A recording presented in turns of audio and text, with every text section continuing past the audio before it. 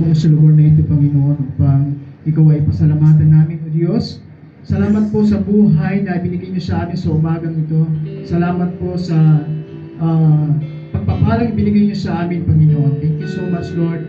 Ang lahat po ito ay biyaya niyo sa amin, Panginoon. Sapagkat sabi niyo, Panginoon, pagpapalain ko ang aking mga anak. Kaya sabi niyo, salamat po, Panginoon, dahil sa biyaya niyo kami ay pinagpala niyo, Panginoon. Salamat sa kalakasan ipinagkaloob niyo sa amin sa umagang ito, Panginoon. Salamat po sa biyaya na binigyan mo, Panginoon, ng patuloy na pagpapala pa, Panginoon. Thank you so much, Lord. Salamat po sa iyong mga pangako. Salamat po, Panginoon, sa inyong salita. Excited kami, Panginoon, na kami ay makakatanggap ng sariwang revelation. Thank you so much, Lord. Salamat po sa salita niyo, Panginoon, na mayag sa oras na ito, Panginoon. Salamat po dahil ikaw ang ating pinataas sa umagang ito. Thank you, Father God. Salamat po dahil sa aming pong Panginoong Hesus. Kaya po kami narito. Dahil sa kanyang tinapos doon sa krus, kaya po kami naligtas. Dahil sa dugo ni Jesus, kaya kami nalinis. Salamat po, Panginoon, by your grace. We are saved po, Lord God. Salamat po, Panginoon, sa pananampalatayang pinagkaloob niyo sa amin, Panginoon. Thank you so much, Lord. Pagkat sinabi niyo, Panginoon, sa inyong salita, that in the age to come, He might show the exceeding riches of His grace and His kindness toward us through Jesus Christ. Ang tinataas namin ay si Jesus, dahil si Jesus ang aming pag-asa, si Jesus ang aming kaligtasan. Pinagkaisa mo kami sa Espiritu, pinagkaisa mo kami sa pananampalataya kay Kristo. Salamat po, Panginoon, at kinikilim namin, dinideklara namin, Panginoon, we'll experience supernatural healing, provision, peace, good and success, Panginoon. Thank you so much, Lord, dahil ang gawain ito ay tagumpay sa biyaya niyo, Panginoon. Kay Kristo kami ay nagtatagumpay. Salamat po, Panginoon, dahil ang biyaya mo ay sapat sa buhay po namin. Ang biyaya mo ay nagtatagumpay dahil sa buhay po namin, Panginoon. Salamat po, Panginoon. Thank you so much, Lord. Salamat po sa Banal na Espiritu na siya po aming po kalakasan, kapangyarihan. Thank you so much, Lord. Lahat ng ito, Panginoon, ay binabalik po namin sa iyong papuri at pasalamat. Sa pangalan ng aming Panginoong Hesus, ang lahat po ay magsabi ng Amen. Palakpakan na natin si Lord. Sige, yung mga bagong po, bagong dating po. Dito po maraming pupuan dito sa harapan. Don't worry, wala pong graded recitation ito. Ang hihingin lang po sa atin ni Lord ay yung bukas na puso at bukas na tenga na makikinig sa kanyang salita at the same time magbibigay ng papuri. Wala po yung aming worship leader, kaya di ba hindi po yung boses ang titingnan ni Lord. Pero yung puso na umaawit. Declare natin, sabi sa awit, Diyos na makapangyarihan, wala tayong tinataas ngayon, kundi ang hari ng lahat ng mga hari. Amen? Palakpakan natin si Lord! Woohoo!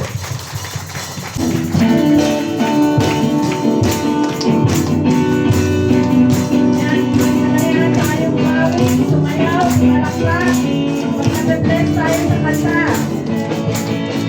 Diyos na makapangyarihan, haring kataas-taasan, sa ating puso ay nananahan. Hanggang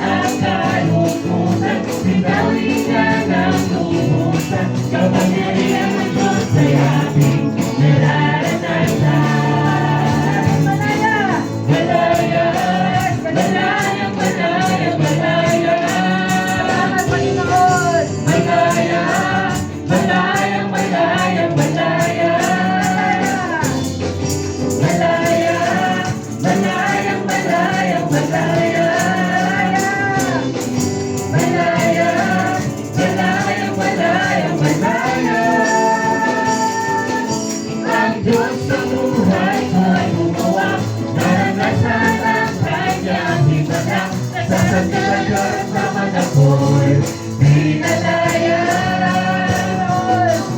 Nasalat ang kalungkutan, sinawi niya ng lumuhusan, kapangyarihan ng Diyos ay aking nararanasan.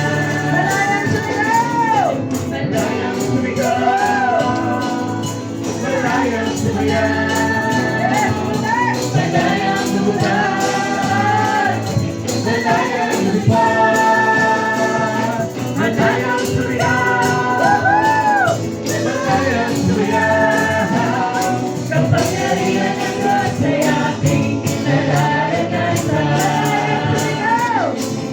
Malayang sumigaw, malayang sumayaw, malayang lumutang, malayang lumipad, malayang sumigaw, malayang sumayaw, kapangyarihan ng Diyos ay aking nararanasan. Malayang sumigaw, malayang sumayaw, malayang lumutang, malayang lumipad, malayang sumigaw, malayang sumayaw, kapangyarihan ng Diyos ay aking nararanasan. Kapangyarihan ng Diyos ay aking nararanasan. Kapangyarihan ng Diyos ay aking nararanasan.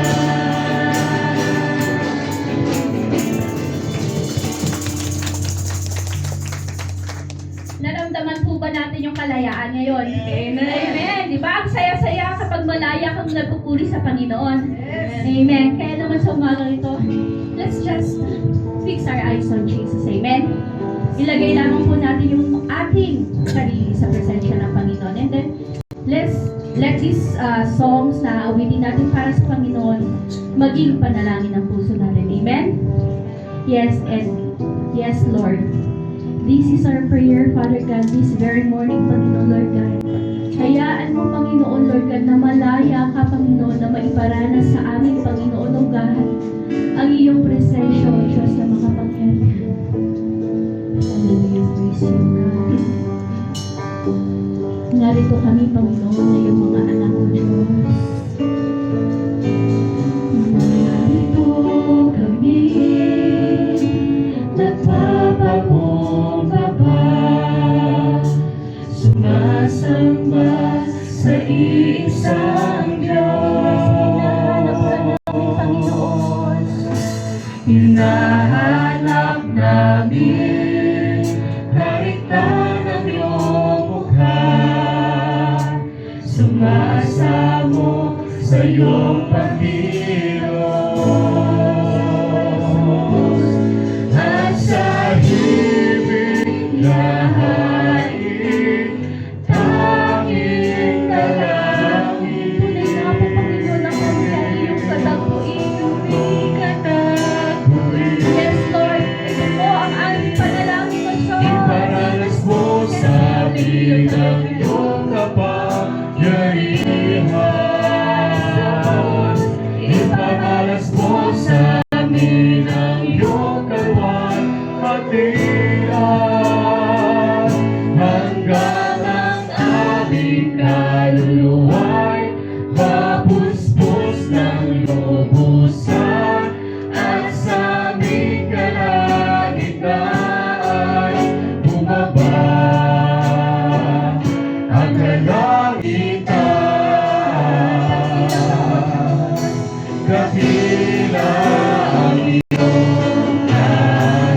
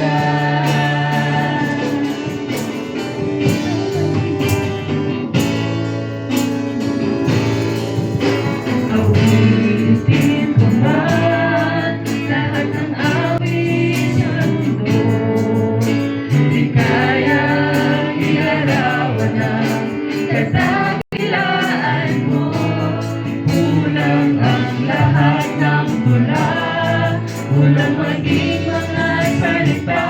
Lord, walang makapapagay, Panginoon, sa'yo. Ikaw lamang, Panginoon, at wala kang katulad, Panginoon. Wala nang higit sa'yo, wala kang katulad. Walang papantay sa'yo. Wala nang papantay sa'yo. Ikaw ang Diyos, noon pa man, maging ngayon at kailanman. Kahabang panahon, wala kang katulad. Wala kang katulad. Wala nang higit sa'yo, wala kang katulad. Wala nang papantay sa'yo. Ikaw ang Diyos, noon pa man, maging ngayon at kailanman. Kahabang panahon, kahabang panahon, kahabang panahon, wala kang katulad.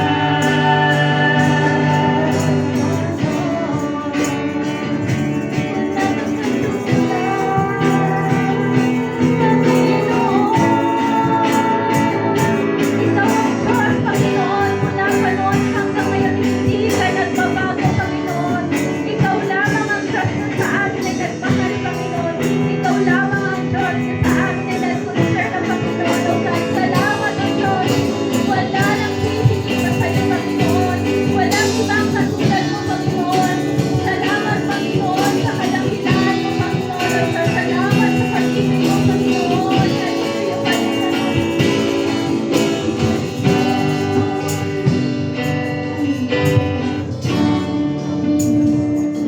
Tunay, Panginoon, ang napakabuti mo, Ama, sa aming mga buhay, Panginoon. Tunay, O Diyos, na napakadakila mo, Panginoon, O God. Purihin ka, Panginoon. Luwalhatiin ka, Panginoon. Sambahin ka, Panginoon, sa aming buhay, Panginoon. Lord, tunay na sa iyo po, Panginoon, ang kapurihan, kaluwalhatian, kadakilaan, O Lord. In Jesus' name, everybody says, Amen. Palakpakan po natin ang ating Panginoon. Salamat. Isa pang mas malakas na palakpak para sa Panginoon. Ayan. Ready na po ba ang mga puso natin? I hope linisin natin yan ng kahit na anumang hindi maganda na sa ganon yung pagsidlan ng salita ng Diyos ay malinis. Ngayon, gusto ko pong tawagin si Pastor Robbie and to talk about how are we going to live the last days. Nakikita niyo po ba yung nangyayari sa paligid, sa mundo? It is a sign kung nabasa niyo po yung buong Bible, what are happening now are in the Bible. So we are now living in the last days, and to know how to live in the last days, sabihin po yan ni Pastor Robbie Cruz. Welcome mo, Pastor. Palapakan natin ang ating Panginoon ng Savior. Umaga. I'm so glad to be here. I'm so happy to be here with you. Nakilala ko si Ma'am Jenny. I believe through Brother Jonathan, no? So, but I believe that every relationship we have is a divine connections, and God has a purpose for that.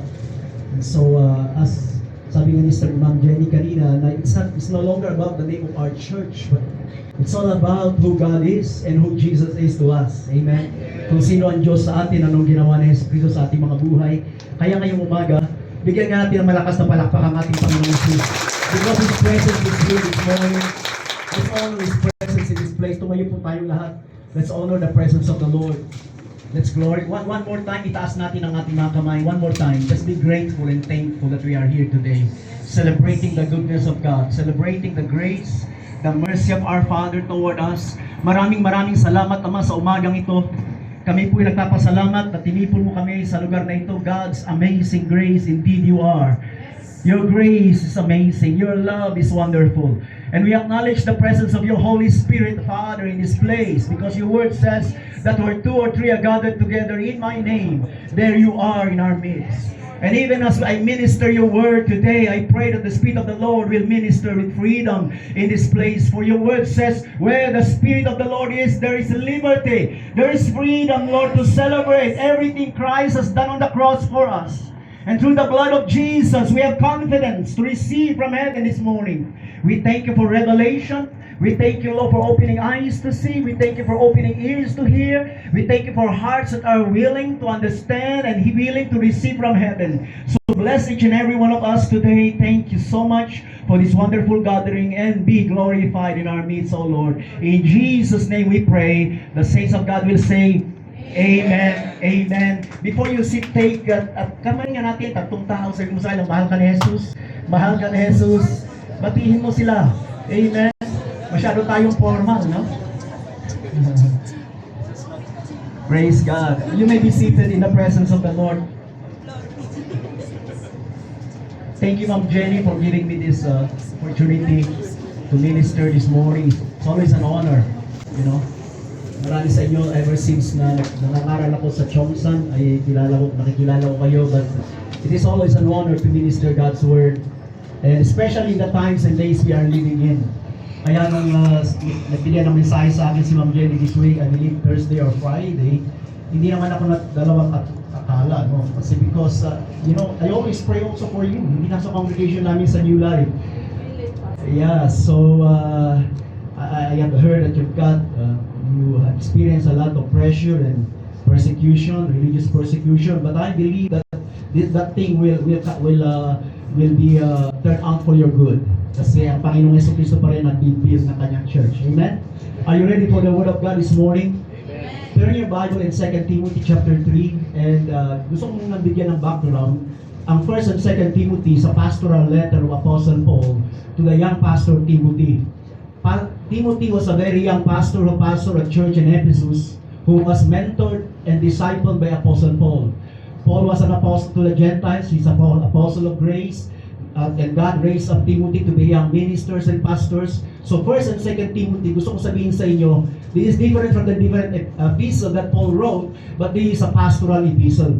Ibig sabihin, ang mensahe nito, ang letter na ito is personally sa isang tao named Timothy. Kaya 1 and 2 Timothy is a pastoral letter. And Paul prophetically, by the wisdom of God and by the Holy Spirit inspiration, sinusulat niya kay Timothy ang mangyayari sa mga huling araw. So that Timothy as a young pastor will know and understand, sa huling araw na ito, hindi tayo dapat natatakot sa mga nangyayari, because the Word of God will equip and prepare us for what is in these last days. Amen?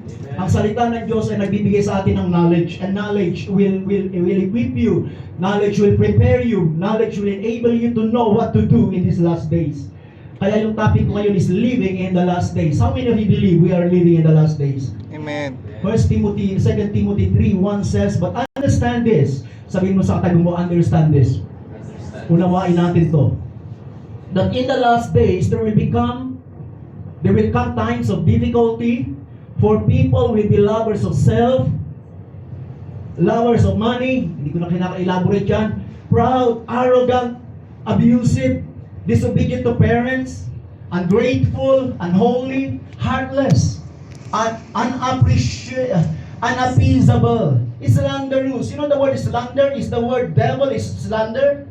The devil is a slanderer. Ang ibig sabihin ng slanderer is the accuser of the brethren. Kaya ang gawain ng kaaway, when you did something in the past, kahit na born again ka, he will accuse you of your past mistake. He will accuse you of your past sins or your failure in the past, in order for you not to move forward to the future that God has for you. That's why any accusation is not of God. Resist the devil. Because in these last days, there will be people who are slanderous. They will malign other people's name. Ibabagsak nila. Pag ang isa umaangat, gusto nila ibaba. That's the devil. But you know what? In these last days, we don't have to be afraid, because our Lord Jesus is victorious against our enemy. Kinakailangan lang kilalanin natin kung sino yung ating kalaban. Ang kalaban natin hindi tao, but principalities and powers of darkness. Amen? So, ito yung kalagayan, ito ang situation on the last days. Sabi dito, people are without self-control. Ang kaming problema ngayon, lalo sa mga kasada natin, is road rage. Noong mga panahon, ewan ko sa inyo, pero sa mga panahon namin noon, yung mga tao noon pasensyoso. Pag nagmamaneho ka sa Baguio at may paakyat, pagbibigyan mo, right? Pero ngayon nagmamaneho ka, ikakat ka. At siya pa yung astig. And so sometimes, if you are not aware, Kahit tayo mga Kristiyano, we will be affected by this kind of mentality. That's why I want to prepare a church that we are living in the last days, and this is the condition of the last days. How do we live as Christian? How do we live as believers? And people are without self-control. They are brutal, not loving good. Dati maibigan sa mabuti. Ngayon, kahit na yung mga politicians natin nagsasalita ng hindi maganda, pinapalakpakan. Dati, we don't want that. But no, we are still the light of the world. We are still the salt of the earth. Amen? In the middle of this, nasabi dito, people are reckless, swollen with conceit or pride, lovers of pleasure rather than lovers of God. Mas gusto nila yung lovers of pleasure more than lovers of God. Having the appearance, ito ang mahirap dito, having the appearance of godliness but denying its power. At sabi ni Paul dito, avoid such people. In other words, there are people we need to avoid. Amen? There are people we need to avoid. So first, as I've said, that this is the writing of Paul to the young pastor Timothy, and when he said that in the last days, difficult times comes. Sa ibang translation, the word difficult times, it is a perilous times. It is a stress and troubles or hard to deal with. Amen? Kaya nga stressful ang ating panahon ngayon pag wala sa iyo ang Diyos. So when we understand the times we are living in, because we have a knowledge of God's Word, we can navigate these hard times, we can navigate these perilous times that we are living in, the seasons and times that we can still fulfill the calling and the mandate of heaven for us. Na kahit na ganito ang sitwasyon natin ngayon, we can live victoriously in the last days. I make a decision to believe God na ngayong sa ating panahon, we can still live victoriously and for the glory of God in these last days. So how do we live victoriously? So may tatlong bagay akong gustong sabihin ngayong umaga. Number 1, nung nanampalataya tayo kay Kristo, once we believe in God, the Bible said the righteous shall live by faith. Sino sa inyo naniniwala that when you believe in Jesus, you receive Jesus as Lord and Savior of your life, the Bible says that God declared you righteous. Na pag ikaw ay pinahayag ng Panginoon na ikaw ay matuwid sa Kanyang harapan, remember that the word righteousness means right standing with God. So the number 1 thing you have to do is that when you believe in Christ, continue to walk by faith, continue to live by faith. Huwag kang titigil na manampalataya, huwag kang titigil na mabuhay sa pananampalataya mo sa Diyos. Ito ang sabi ni Paul kay Timothy, 2 Timothy 3:14-16. But as for you, ano yung pangalan ng worship team na to? Worship. Hindi ko nagbagitin yun. Actually, hindi ko sinasabi kay ma'am, pero nandun ako sa Chongsan. Sabi ko, parang identify kayo masyado sa Chongsan. Paano kung may gustong gawin ng Diyos? I will give you a new name, sabi ng Panginoon, right? Bibigyan kayo ng bagong pangalan. So that name will be identified on who God is. You know, name determines our identity. No? Kaya, God is giving you a new name in Christ. Amen? You are identified in Jesus. So continue to walk by faith. But as for you, continue in what you have learned and have firmly believed. Meron ka bang tinatayuan? Meron ka bang sinampalatayanan? Meron ka bang tinatayuan sa mga pangako ng Diyos? Continue in that. Huwag mawawala ang ating focus. Huwag mawawala sa mga signs and events na nangyayari sa ating paligid. But continue in the things that you have learned. Amen?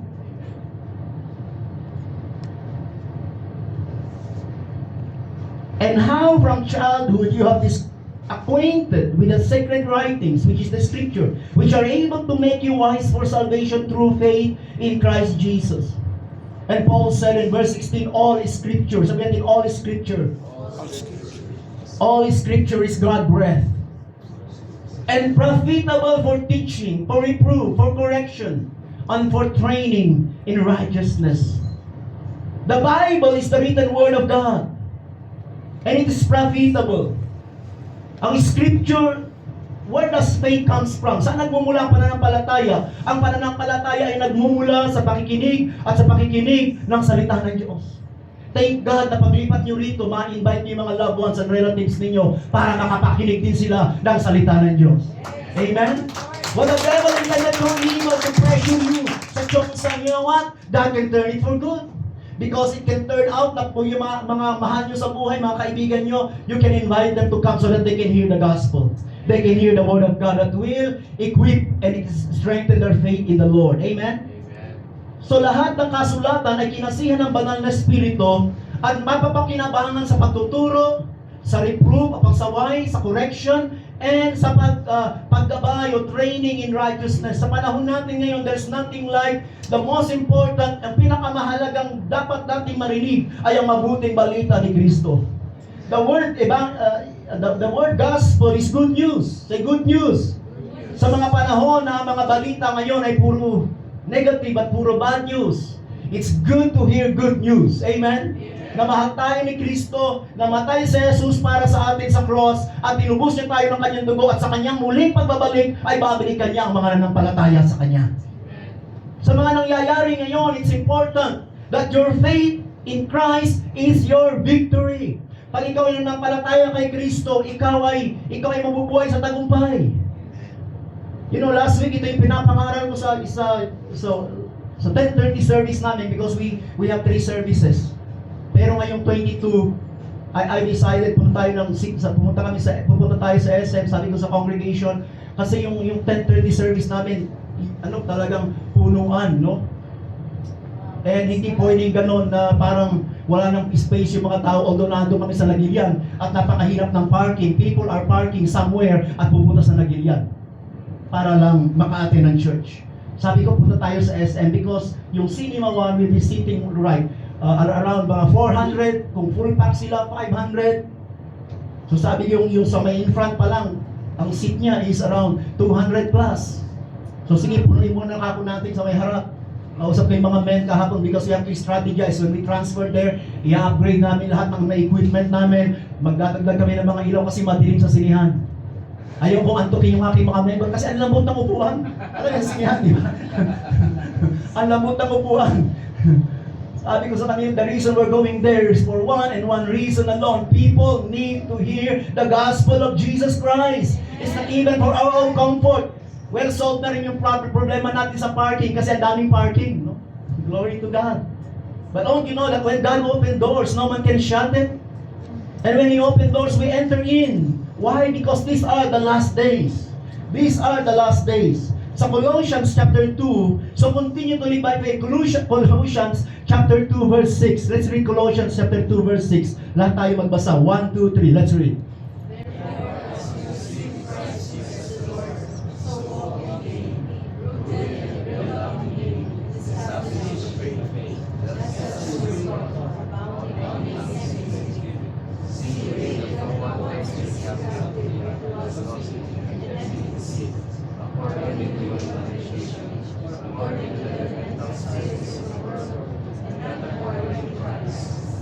For in Him, the whole fullness of deity dwells bodily, and you have been filled with in Him, who is the head of all rule and authority. Therefore, Paul said, as you receive Christ Jesus, the Lord, yaman rin lamang na nanampalataya kayo kay Kristo, tinanggap niyo si Yesu Kristo, yun ba ang katapusan? Na mag-aantay na lang tayo ng rapture? No, sabi dito, so walk in Him. Magpatuloy kayong lumakad kung sino si Kristo sa inyo. At mag-ugat kayo sa pag-ibig ng Diyos. You know what? When you have roots, pag ang pundasyon mo at sa pananampalataya ay matatag, meron kang ugat, hindi ka basta-basta mauugat. Pag malalim ang iyong ugat, magiging mabunga ang iyong buhay bilang isang mananampalataya.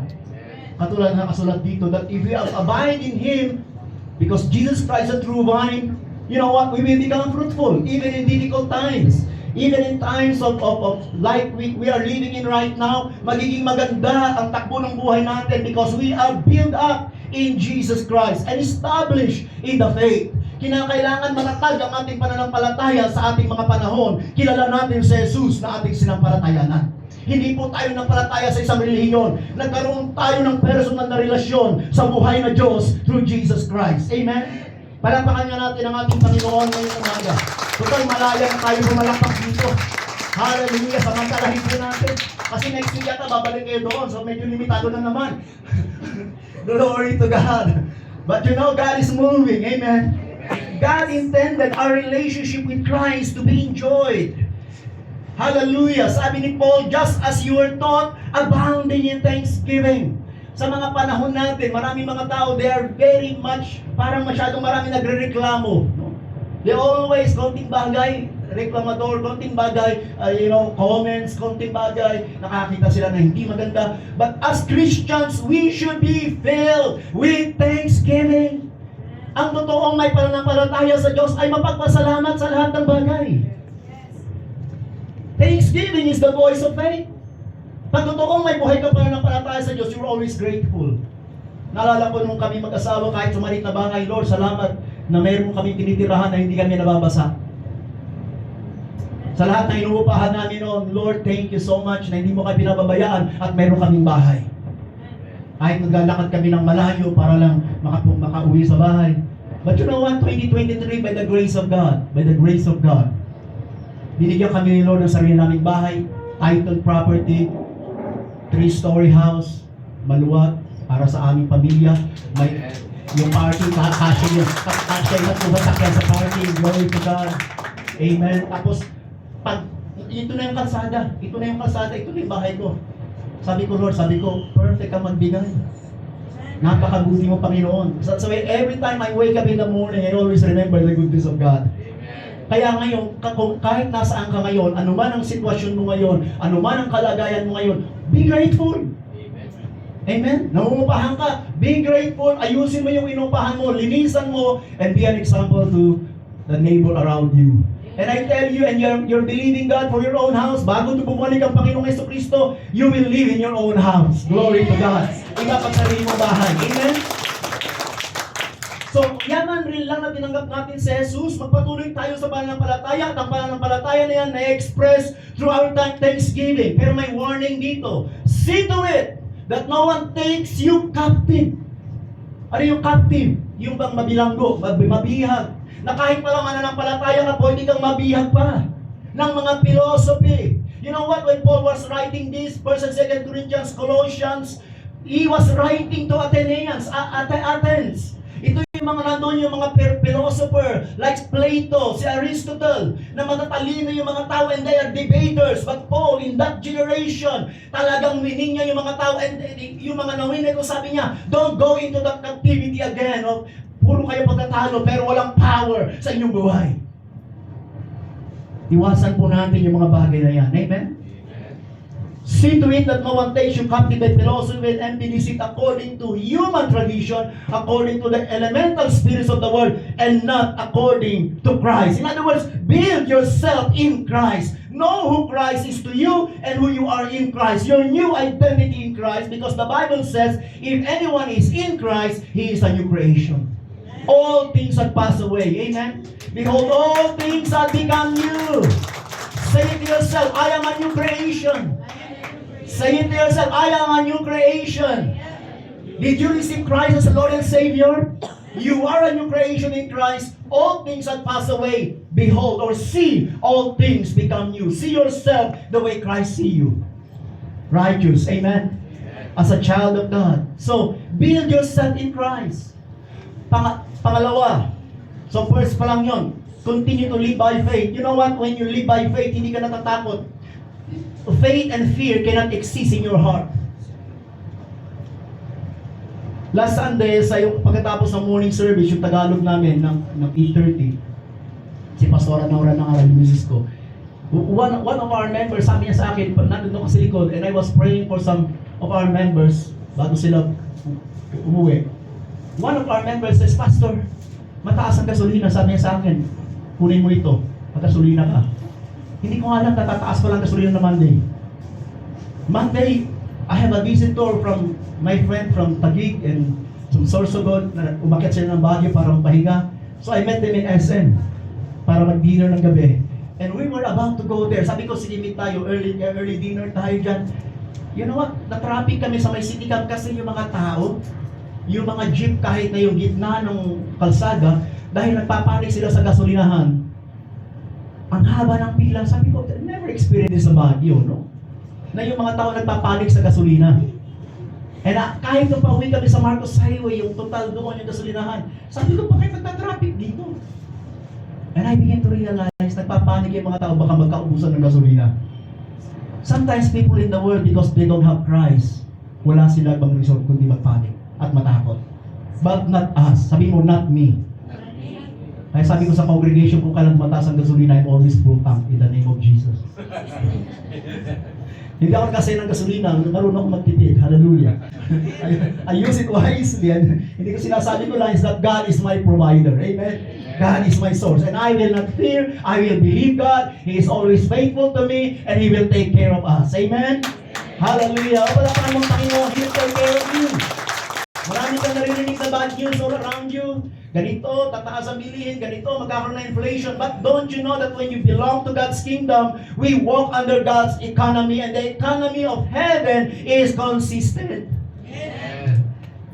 Hindi nawawalan ang ekonomi ng langit. Amen? There is always provision in Christ. Pangalawang bagay that we have to understand living in the last days, not only to continue to live by faith, but faith also, when you have faith, be watchful and live prayerfully. Live prayerfully. Mamuhay ka ng may awareness. You watch. Jesus said, watch and pray. Watch and pray. Magmatsyag kayo at manalangin kayo. Sa mga panahon ngayon, you know, kung yung prayer ay napapabayaan because people, even Christians, are so very busy. You know, the devil will make you so very, very busy na wala kang oras manalangin. Kaya sa church ng New Life, we always protect yung aming corporate prayer. Yes, we have a devotion, we have our own personal prayer as a believer, but binabantayan ko yung corporate prayer namin every Saturday. Kahapon ng morning ng 6 o'clock, ever since sinimulan namin last year or 2023 yung aming morning prayer, we call it family prayer ng morning ng 6 o'clock, every Saturday, kahit Christmas, kahit New Year, kahit na anong okasyon, consistent, hindi kami tumitigil sa prayer. 6 o'clock in the morning, we pray corporately as the church. Kahit malamig ang panahon. Alala ko kahapon, paglabas ko, bakit biglang lumamig? Hindi ba summer na? Paglabas ko lang sa garahe ko, sa kayang sakyan, naramdaman ko yung lamig. So nagpalit ako ng aking jacket na medyo makapal. Don't you know that one of the sign of the last days ay ito tinatawag nilang climate change? Na kahit yung season natin paiba-iba, right? So be watchful and be prayerful.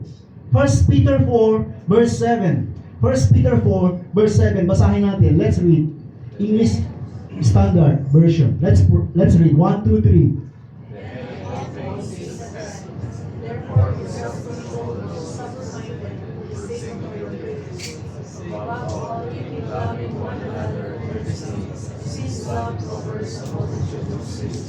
The end of all things is what? At hand. Malapit na magwakas ang lahat ng bagay. Amen? Yun ang prophetically, Peter was writing na sinusulat niya ito almost 2,000 years ago. And he was saying, the end of all things at hand. So anong dapat mong gawin? Therefore, be self-controlled and sober-minded for the sake of your prayers. Alang-alang sa inyong mga panalangin.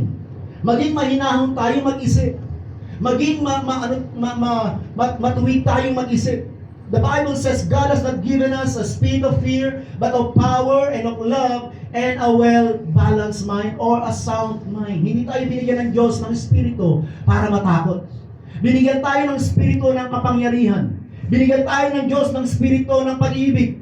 Kaya pag ikaw ay believers, you know how to love. When somebody wrong you, when somebody, kinikriticize ka sa Facebook at sinisiraan ka, you know what? We have to pray for even those who hate us. Pray for those who, sabi ni Jesus, pray for your enemy, which is, sa totoo lang, yung command ng Panginoon in our own natural, yung ating ating emotion, hindi natin yung kaya without the help of the Holy Spirit. But thank God for the Holy Spirit where we can have self-control. Thank God for the Holy Spirit that we can love one another and love is pag tayo may nagkasala ang tao sa atin, kasambahay natin, mga taong nakasira sa ating relationship, you forgive. Because unforgiveness will limit or will block the power of prayer in your life. Pag ikaw ay nananalangin tapos mayroon kang unforgiveness, you wrong somebody or nagsalita ka na hindi maganda sa isang tao, you know what? Kahit nagpe-pray ka, parang parang hindi pumapasok yung prayer mo. Why? Jesus said, when you come to the Father and remember that your brother has something against you, leave your gift to the altar and reconcile to your brother or forgive your brother, then you come to God and pray. Amen? Forgiveness is very important. Walking in love is very important. So be watchful and live prayerfully. Pag nananalangin, the Bible said, the effectual fervent prayer of a righteous man, what? Avails much. Being prayerful will make you aware who God is to you, that God is your source. And the reality of the kingdom of God reigning in our lives. Kaya pag tayo ay nagpe-pray sa huling araw na ito, yes, narinig natin ang digmaan, balita ng digmaan, nakakarinig tayo ng mga balita na hindi maganda in the natural. But you know what? Prayer will protect your heart. Prayer will keep you sober. Prayer will enable you to be strong to stand in the last days. Philippians 4:5-7, New Living Translation. Philippians 4:5-7. Let everyone see that you are considerate in all you do. Let everyone, pag believer ka, be considerate toward others. Amen? Naalala ko nung lumalaki kami, ang problema lang sa mga schools namin noon, tardiness, cheating, tapos yung ibang mga klase ko maninigarilyo doon sa CR. Yun ang problema. Pero ngayon sa school, you know what? Teenage pregnancy, bullying, and violence. These are the last days. Amen? Nag-minister kami sa mga school sa yung mga pagpa-pour out ng mga bata sa problema nila sa bahay. I begin to realize, hey, we need to equip the body of Christ na hindi lang tayo nakafocus sa ating sarili to be blessed, but the purpose of being blessed is for us to be a blessing to others. Amen? Kaya tayo dapat mananampalataya maging malakas sa huling araw na ito. Let everyone see that you are considerate in all you do. Remember, the Lord is coming soon. Sabi ni Paul sa Philippian Church, remember, sabi din, remember. Alalahanin natin ito, babalik na muli si Jesus.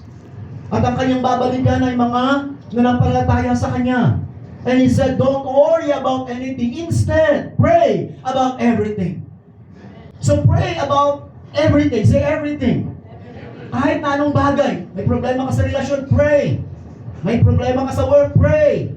May problema ka sa kalusugan, pray. May problema ka sa government, pray. Lalo na, right? For government leaders. Why our problem today is greed and corruption.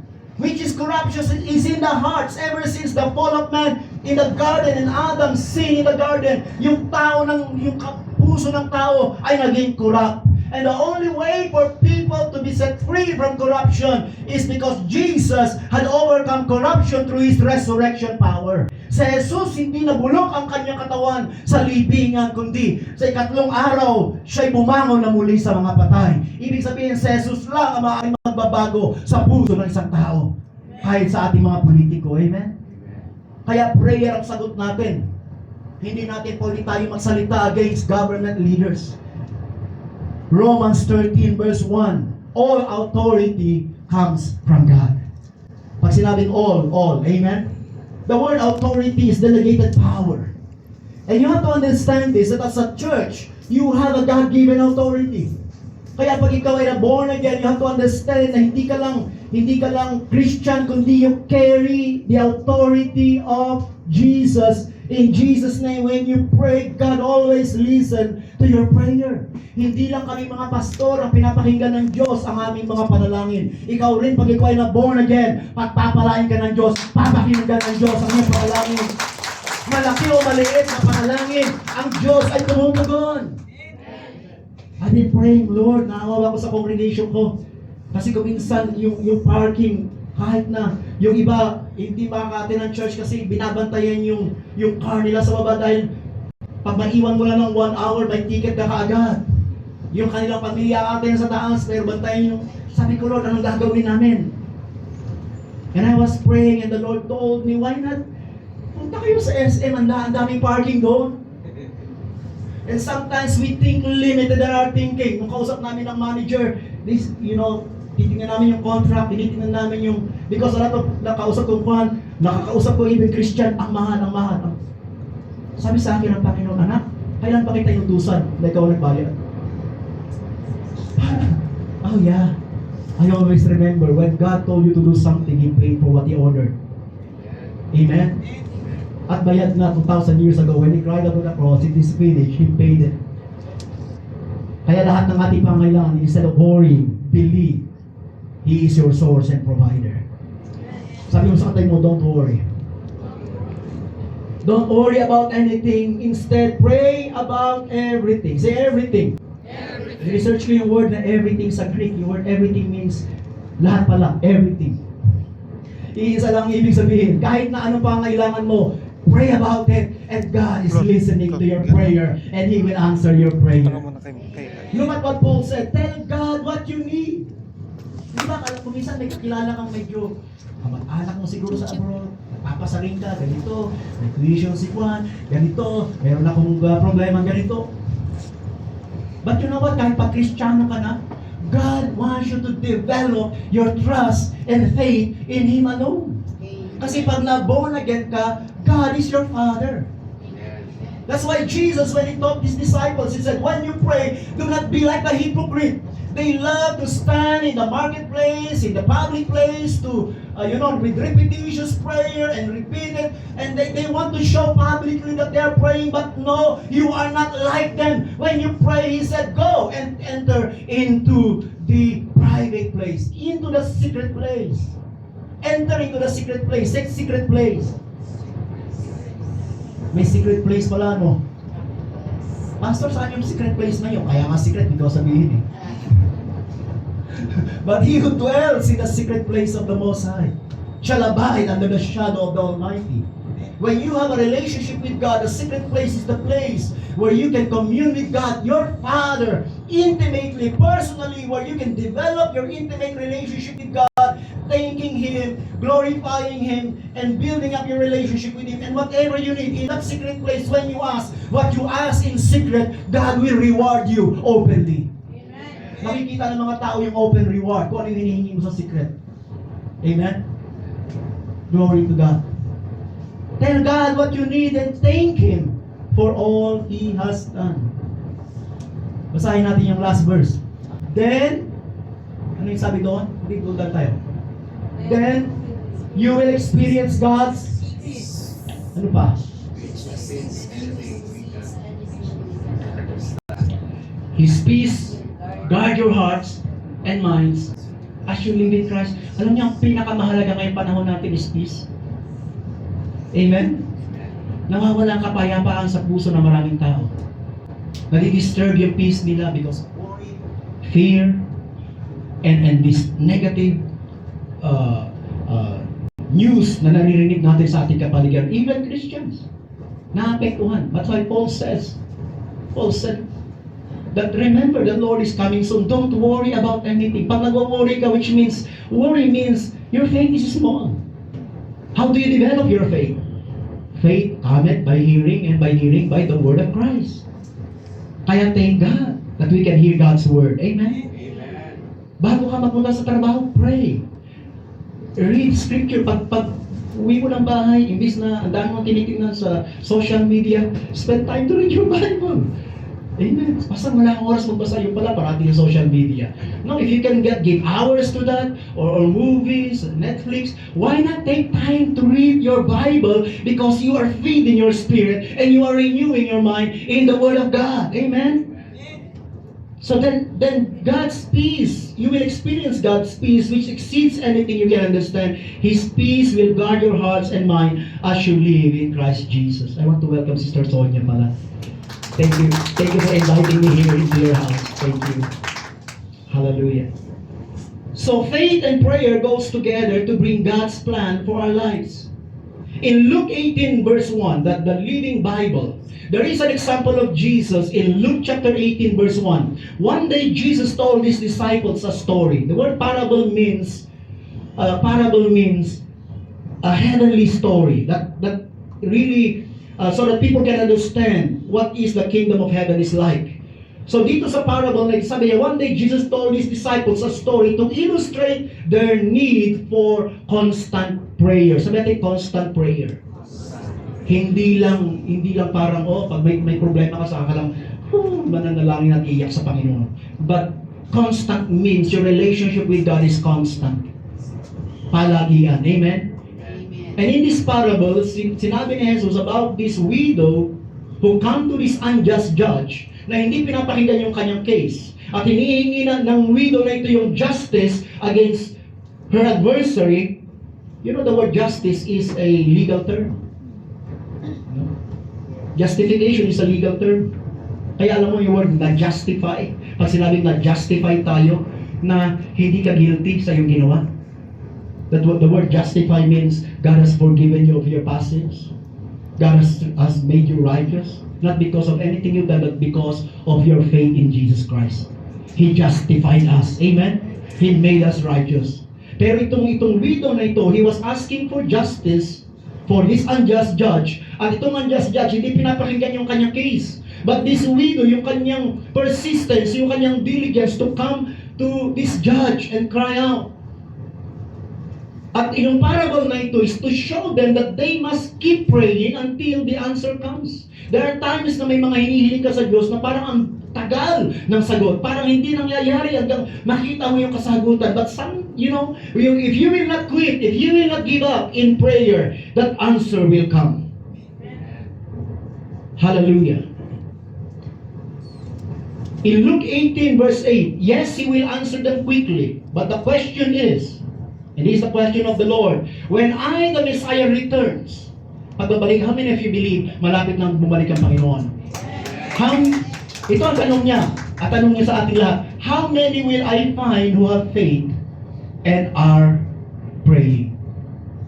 Ilan yung matatagpuan ni Jesus sa kanyang pagbabalik? Ang mga believers, mananampalataya pa din.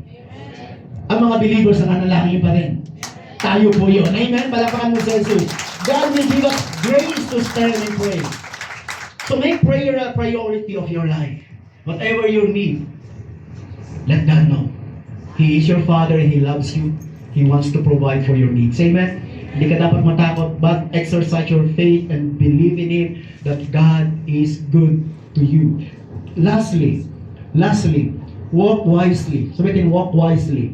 Walk wisely. And take every opportunity to reveal Christ to others or to tell others about who Jesus is. Ito yung mga panahon na tayo mga mananampalataya, living in the last days, is that we need to walk in wisdom. We need to walk in wisdom. And Paul said this, writing to the church in Ephesus, for the light makes everything visible. Remember this, that as believers, Jesus called us the light of the world. Tayo daw ang liwanag ng mundo. Amen? Napakadilim ng mundo ito kung walang liwanag. Kaya pag na-rapture ang church, magkakaroon ng great tribulation. At ang aking paniniwala, I'm a pre-trib pastor. Ibig sabihin, naniniwala ako, mararapture muna tayo bago magkaroon ng great tribulation. Ewan ko sa paniniwala nyo, pero yung nasa 1 Thessalonians. Amen? Yung iba sila naniniwala sila, yung papasok tayo sa tribulation. Kung gusto mo pasok sa tribulation, ikaw na lang. Pero ako mararapture ako, I believe. Pagkabalik ng Panginoong Jesus. Amen?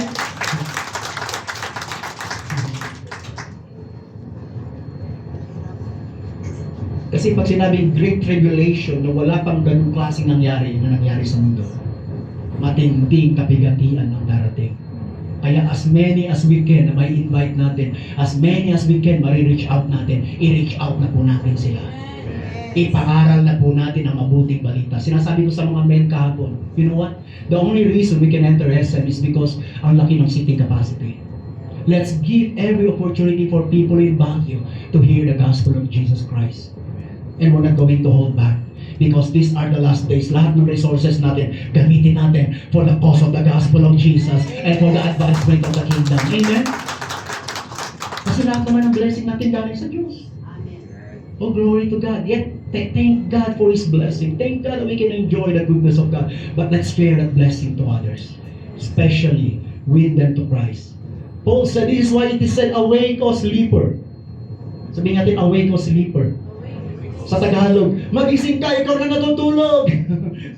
And rise up from the dead and Christ will give you light. And remember this, Paul was writing to the church. Ibig sabihin, may mga Kristiyano sa Ephesus na kahit Kristiyano sila, para silang tulog.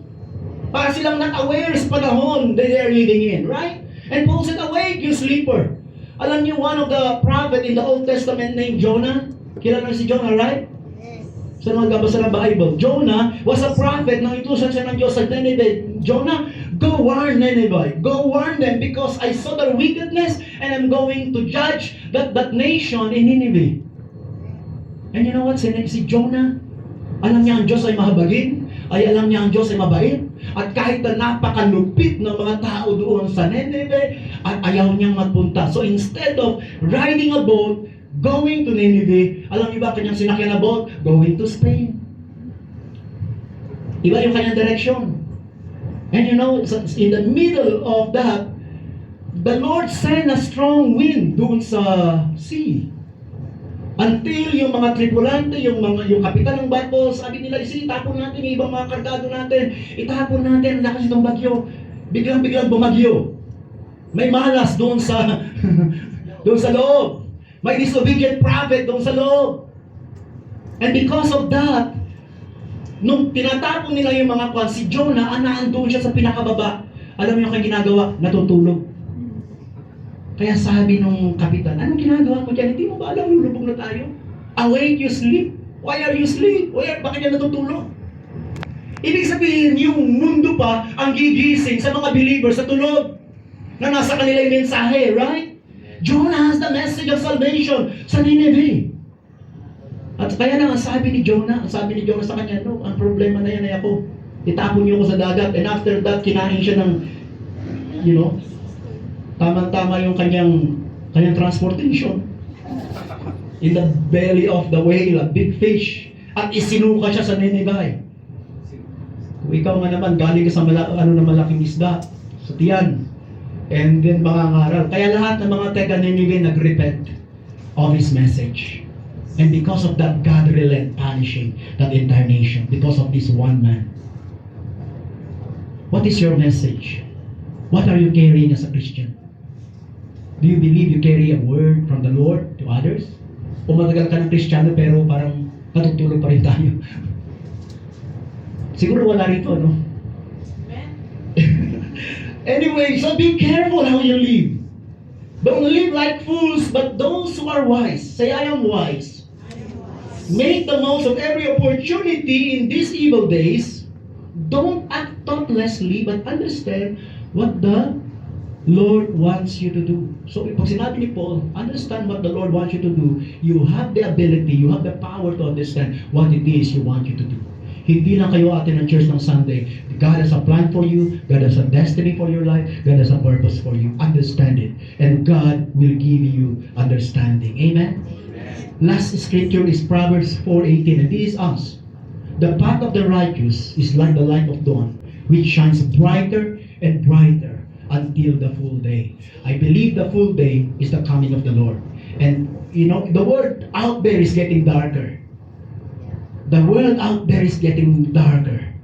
But the church is getting brighter and brighter with the glory of the Lord. Amen? I pray that we have received the word from God today. How to live in the last days. We don't live in worry. We don't live in fear. We live by faith.